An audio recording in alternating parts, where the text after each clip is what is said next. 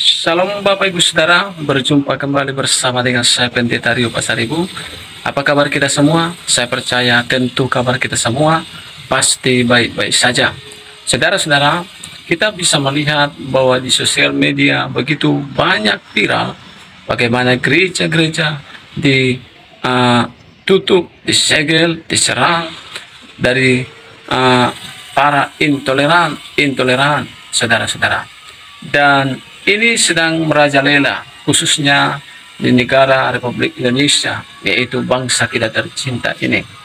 Saudara, dikasih Tuhan, hari ini saya membagikan bagi kita video cuplikan bagaimana ada seorang artis, yaitu Cinta Laura, yang menyampaikan suatu perkataan yang tegas, yang pedas, supaya tidak ada lagi para intoleran, tidak ada lagi para radikal yang mengatasnamakan agama tetapi merusak bangsa. Saudara, kita simak cuplikan berikut ini.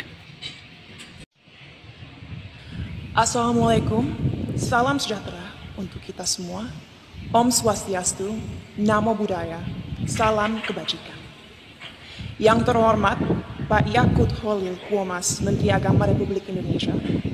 Yang terhormat Pak Nadiem Makarim, Menteri Pendidikan, Kebudayaan, Riset, dan Teknologi Republik Indonesia. Yang terhormat Pak Muhammad Tito Karniawan, Menteri Dalam Negeri Republik Indonesia, yang hari ini diwakili oleh Dirjen Polpum Bapak Dr. Bahtiar Masters of Science. Yang terhormat Pak Muhammad Ali Ramdhani, Dirjen Pendidikan Islam. Dan yang terhormat Pak Yandri Susanto, Ketua Komisi 8 DPR RI. Yang terhormat semua tamu yang saya banggakan. Sungguh sebuah kehormatan bagi saya diundang malam ini untuk mewakili generasi muda Indonesia dalam mengekspresikan opini kami mengenai moderasi beragama. Jujur, saya tidak tahu kenapa saya yang diundang malam ini untuk hadir di sini, tapi saya harap pidato yang saya buat tadi malam bisa menggerakkan hati para hadirin hari ini.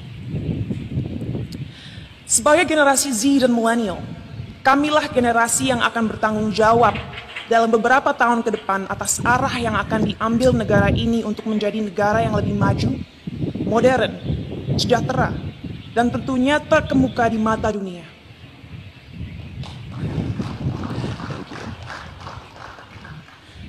Tapi nilai-nilai apa saja yang harus kita terapkan kepada masyarakat Indonesia agar mimpi-mimpi ini bisa terrealisasi?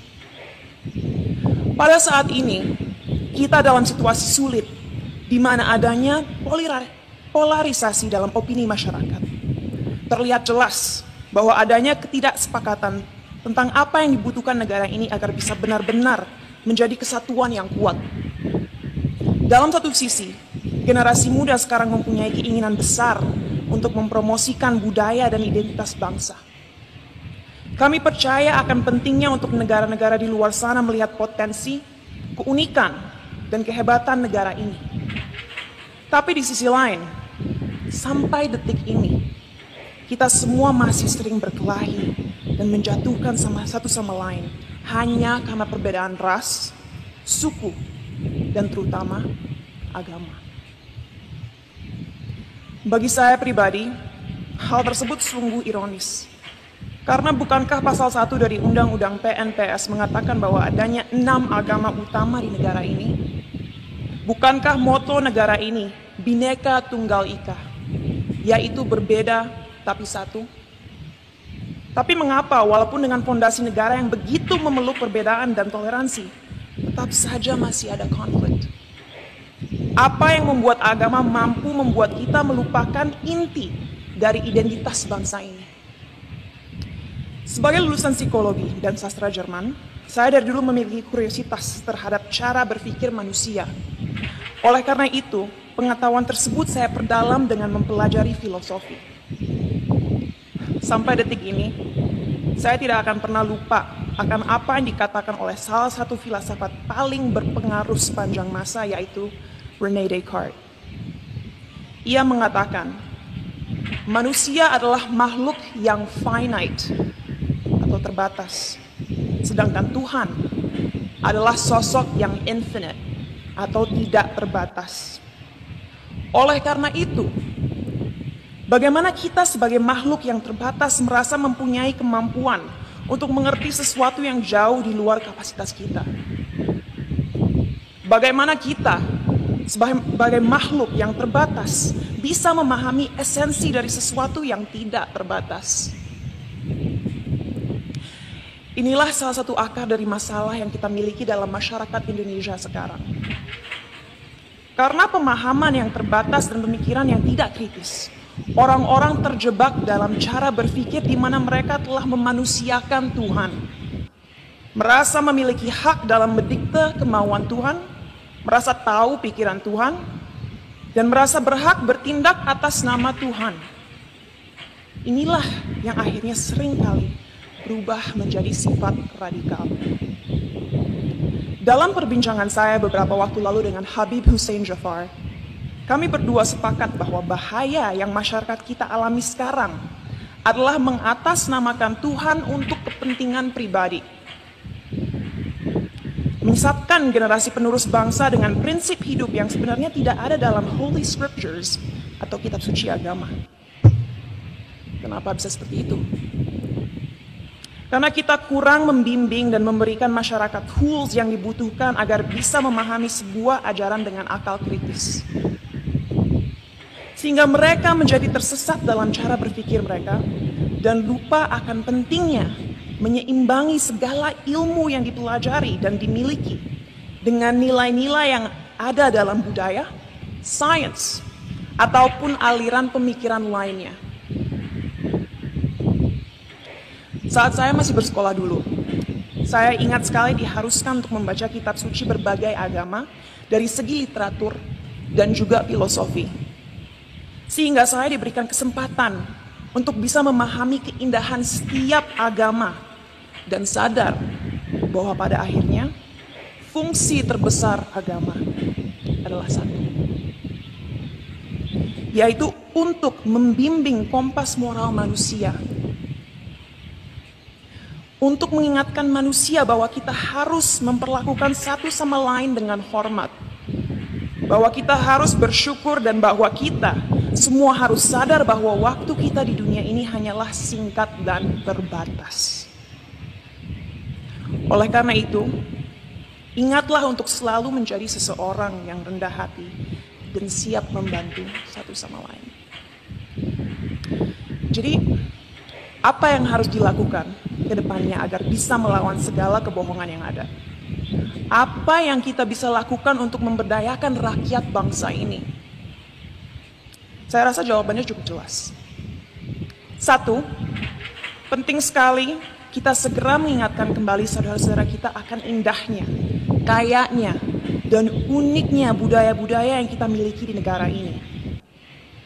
Sejak usia dini penting kita mengenalkan budaya negara ini tidak hanya di sekolah, tapi juga melalui media dan semua platform digital yang ada. Sebuah hal yang krusial untuk disadari bagi generasi muda akan relevannya budaya kita di dunia yang semakin modern. Our culture is cool, not old school. Kedua, ajaran agama yang ada dalam sistem pendidikan harus adil dalam merepresentasikan agama-agama yang ada di negara ini. Agar orang-orang bisa mengerti sejak usia muda bahwa semua agama itu mengajarkan kebaikan dan tidak seharusnya kita melecehkan dan menyakiti satu sama lain hanya karena sebuah perbedaan. Ketiga, critical thinking, critical thinking, critical thinking. Ajarkanlah adik-adik kita untuk membaca dan mempelajari segala sesuatu dari berbagai sudut pandang. Biarkanlah mereka bertanya. Tumbuhkanlah rasa ingin tahu mereka sehingga mereka tidak mudah dipengaruhi dan dijajah pikirannya. Dan terakhir, gunakanlah teknologi yang semakin canggih sebagai alat yang dapat terus menyebarkan nilai-nilai toleransi, agar negara ini bisa kembali menjadi Indonesia sejati.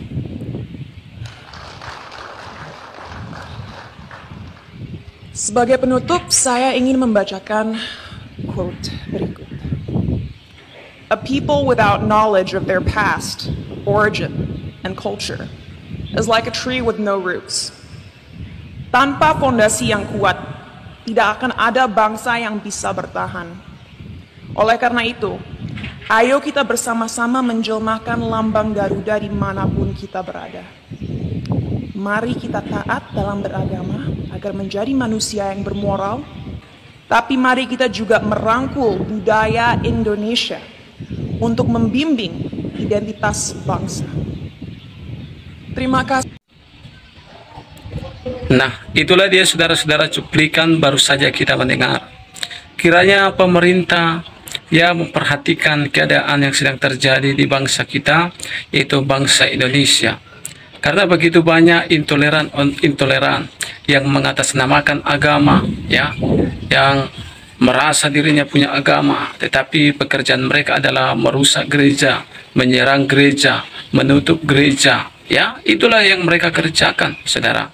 Memang mereka membawa agama, lalu banyak orang-orang yang membela mereka. Saudara-saudara kasih Tuhan, biarlah kiranya pemerintah melihat hal ini sehingga tidak ada lagi terjadi penjajahan khususnya bagi minoritas, yaitu orang-orang Kristen, saudara-saudara. Tapi biarlah kiranya bangsa kita ini melihat, terbuka mata rohani, terbuka pikiran mereka, bahwa betapa indahnya kita di Indonesia ini, yaitu Bhinneka Tunggal Ika. Walau berbeda-beda suku, bahasa, dan bangsa, tapi kita tetap satu, yaitu kita satu nusa dan satu bangsa. Saudara dikasih Tuhan, mari kita bersatu.